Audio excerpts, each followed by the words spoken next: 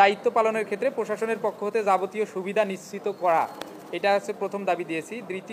দ্বিতীয় যে দাবিটা দিয়েছি, সাংবাদিকদের মধ্যে হতে অর্থাৎ আপনারা যারা আসবেন সাংবাদিকদের জন্য পৃথক আইডি কার্ডের ব্যবস্থা রাখা এবং কেবল প্রশাসনের অনুমোদিত সাংবাদিকদের ভোট কেন্দ্রে প্রবেশাধিকার প্রদান করা। 3 নম্বর যে দাবিটা আমরা দিয়েছি, ত্রুটিমুক্ত ওএমআর মেশিনে ভোট গণনা। আপনারা দেখতে পেয়েছেন আমাদের ইতোমধ্যে জাকসু নির্বাচনের ক্ষেত্রে 3 দিন সময় লেগেছে ম্যানুয়ালি গণনা করে। এজন্য আমরা ত্রুটিমুক্ত ওএমআর মেশিনের ভোট গণনাটা এটা দাবি করেছি, যেন দিনের ফলাফলটা আমরা দিনেই পাই। আর একটা ব্যাপার হচ্ছে, কোনো প্রার্থী ফলাফল ঘোষণার পর যদি কোনো কেন্দ্রের ব্যাপারে প্রযুক্তিগত সমস্যা হয়েছে বলে মনে করে সেটা তার দাবির প্রেক্ষিতে ম্যানুয়ালি সেটা গণনার মাধ্যমে সেটা নিশ্চিত করা যে সেটা ঠিক ছিল কিনা। আর পঞ্চম যে দাবিটা সেটা করেছি, প্রতিটি ভোট কেন্দ্রে সিসি ক্যামেরার আওতায় নিয়ে আসা। সিসি ক্যামেরার আওতায় নিয়ে আসতে হবে এবং এর সাথে সাথে পরবর্তী দাবি, ষষ্ঠ দাবি হচ্ছে যে সিসি ক্যামেরার আওতায় নিয়ে আসার পরেও বাইরে প্রজেকশন মিটিং দিয়ে অর্থাৎ প্রজেক্টর দিয়ে সব সময় সেটা ভোট কেন্দ্রে যাওয়া আসাগুলো সবগুলোই আমাদের বাইরে যারা ভোটাররা আছে তাদেরকে দেখাতে হবে। এবং 7 নম্বর যে দাবিটা দিয়েছি, 8 নম্বর, ভোটের দিন ক্যাম্পাসে জনসাধারণের প্রবেশ নিষিদ্ধ রাখা ভোটের দিন। এটা অলরেডি প্রশাসন বলেছে, এটা যেন ব্যত্যয় না ঘটে এটা খেয়াল রাখতে হবে। আর নির্বাচন পরিচালনায় নির্বাচন কমিশনের পূর্ণ নিরপেক্ষতা বজায় রাখতে হবে। আমরা এর আগেও অনেক ব্যাপার দেখেছি যেটা একপাক্ষিক আচরণ বলে আমাদের কাছে মনে হয়েছে। এজন্য নির্বাচন এখন যেটা পরিচালনা হবে এখন থেকে নির্বাচনের দিন পর্যন্ত পূর্ণ নিরপেক্ষতা যেন বজায় থাকে। আমরা সম্মিলিত শিক্ষার্থী জোটের পক্ষ থেকে আমি ভিপি প্রার্থী মোস্তাকুর রহমান জাহিদ, আমি আমার স্বাক্ষরিত একটু স্মারকলিপি নির্বাচন কমিশনে জমা দিয়েছি। আপনাদের মাধ্যমে সবাইকে, সকল শিক্ষার্থীকে আহ্বান জানাই, আমাদের সম্মিলিত শিক্ষার্থী জোটের ওপর আপনারা আস্থা রাখবেন। আমাদেরকে ভালো মনে করলে, যোগ্য মনে করলে অবশ্যই ভোট দিবেন। আসসালামু আলাইকুম।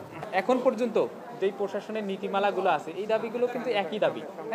এই দাবিগুলো একই দাবি, কিন্তু কিছু কিছু ক্ষেত্রে আমরা অন্যান্য ছাত্র সংগঠনের ভাইদের ক্ষেত্রে দেখতে পাচ্ছি যে তারা এই দাবিগুলোর বিপরীতে দাবি করতেছে। এজন্য আমরা আবার নির্বাচন কমিশনকে মনে করিয়ে দিলাম যে যে দাবিগুলো এখন পর্যন্ত আছে এই দাবিগুলোর সাথে আমরা একাত্মতা পোষণ করছি, এগুলো যেন পরিবর্তিত না হয়। এটা অবশ্যই অনুচিত, কারণ এই রাকসু নির্বাচনে যারা ভোটার এবং যারা প্রার্থী তারা ব্যতীত তো এই রাকসু নির্বাচনের দাবি দেওয়া হোক বা রাকসু নির্বাচনের প্রচারণার কার্যক্রম বা যে কার্যক্রমই বলি না কেন সেটা করা অনুচিত।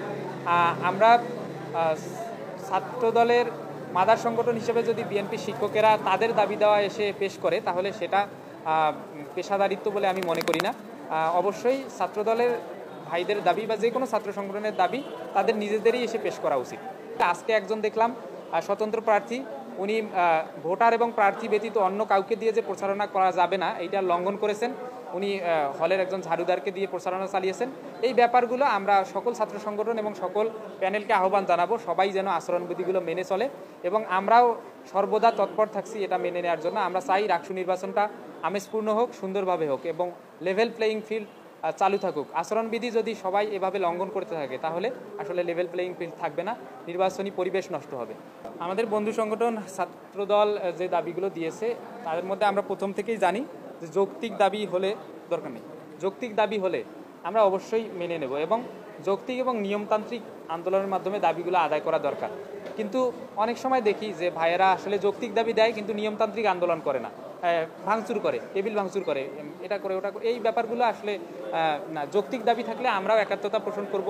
যেমন তারা প্রথম বর্ষ সংযুক্তকরণের দাবি জানিয়েছিল, আপনারা পত্রিকায় দেখবেন আমরা ছাত্র শিবির সেটার সাথে একাত্মতা প্রকাশ করেছিলাম।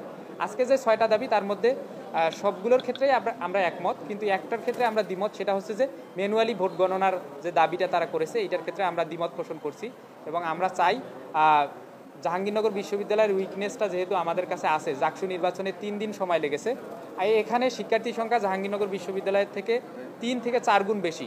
এখানে যদি ম্যানুয়ালি গণনা করা হয় তাহলে ওখানে 3 দিন সময় লেগেছে, এখানে 7 দিনেরও বেশি সময় লাগতে পারে বলে প্রশাসনও মনে করছে, আমরাও মনে করছি এবং অন্যান্য সকল শিক্ষার্থীরা মনে করছে। আমরা দিনের ফলাফল দিনেই চাই, দিনের ফলাফল দিনে দেওয়ার জন্য আমরা মনে করছি ইলেকট্রনিক ভোটিং সিস্টেমটা বেশি ভালো হবে। যদি অন্য কোনো উপায়ে দিনের ফলাফল দিনে দিতে পারে তাহলে সেটাও আমাদের জন্য গ্রহণযোগ্য হবে। তবে একটা নির্বাচনের ক্ষেত্রে একটা রাত পার হওয়া কখনোই স্বচ্ছতার মধ্যে পড়ে না। আজকে যে পোষ্য কোটা নিয়ে তারা সেটা প্রাতিষ্ঠানিক সুবিধা বলতেছেন, এইটার ব্যাপারে যে আন্দোলন আবার দিল, এগুলো রাকসু বানসাল করার ষড়যন্ত্র ক্রিয়া আমাদের অবশ্যই এটার ব্যাপারে তৎপর থাকতে হবে। আমি সাথে সাথে আমরা পোস্ট দিয়েছি এবং এটার বিরুদ্ধে অবস্থান নিয়েছি যে রাকসু যখন সংগঠিত হচ্ছে ৩৫ বছর পর, তার আগে আগে এরকম টানা কর্মসূচি, টানা কর্মবিরতি, তাও আবার পোষ্য কোটার মতো একটা মীমাংসিত ইস্যু নিয়ে এগুলো করা একেবারেই অনুচিত। শিক্ষক, শিক্ষার্থী, কর্মকর্তা, কর্মচারী সবাইকে দ্বিমুখী ত্রিমুখী অবস্থানে ফেলে দেয়া, এই ব্যক্তিগুলোকে, যারা এগুলো করতেছে তাদেরকে ফাইন্ড আউট করা দরকার এবং পোষ্য কোটা ইস্যুতে, মীমাংসিত ইস্যুতে আর কোনো আন্দোলন না রাখার প্রতি অনুরোধ করব, কারণ রাকসু নির্বাচনটা সুষ্ঠুভাবে সম্পন্ন করা আমাদের জন্য জরুরি। পোষ্য কোটা ইস্যুতে যদি আন্দোলন হয় রাকসু নির্বাচন বাধাগ্রস্ত হতে পারে বলে আমরা মনে করছি। আর দ্বিতীয় যে ব্যাপারটা আপনাদের মাধ্যমে সবাই প্রশাসনকে জানাতে চাই, আগামী 19 তারিখ বিসিএস পরীক্ষা, তাই না? 19 তারিখ বিসিএস পরীক্ষা। এই বিসিএস পরীক্ষাতে 2টা বাস দেওয়া হয়েছে মাত্র প্রশাসন থেকে। আমরা মনে করি যে এই 2টা বাস দিয়ে আসলে সকল শিক্ষার্থীকে নির্দিষ্ট সময়ে ওখানে পৌঁছে দেওয়া কঠিন হবে।